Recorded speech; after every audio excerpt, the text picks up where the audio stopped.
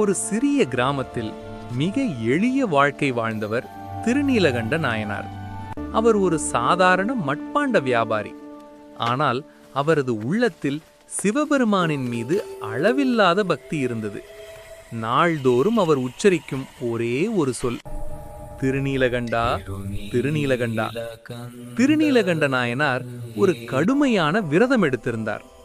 இந்த நாவால் சிவநாமம் சொல்கிறேன், அதனால் இது தீயதை தொடக்கூடாது.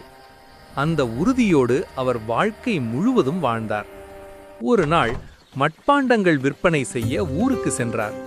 ஒரு வாடிக்கையாளர் ஒரு பானையை எடுத்து கூறினார், இதில் குறை இருக்கிறது, நீ சரிபார்த்து சொல்ல வேண்டும். அந்த காலத்தில் பானையை சோதிக்க நாக்கால் தொடுவது வழக்கம். திருநீலகண்ட நாயனார் நாக்கை பானைக்கு அருகே கொண்டு வந்தார்.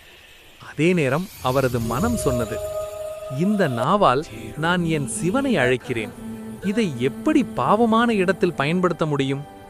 ஒரு நொடியில் தீர்மானம் எடுத்தார். அவர் அந்த பானையை தரையில் போட்டு உடைத்தார். மக்கள் வியந்தார்கள். வாடிக்கையாளர் கோபப்பட்டார்.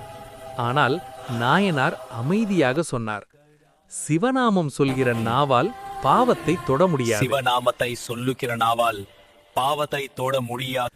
அந்த நிமிடம் சிவபெருமான் ஒளிவடிவில் தோன்றி கூறினார், நீ என் நாமத்தை வார்த்தையாக அல்ல, வாழ்க்கையாக நீ வாழ்ந்தாய். என் நாமத்தை வார்த்தையாக்க அல்ல, வாழ்க்கையாக்க வாழ்த்தாய்.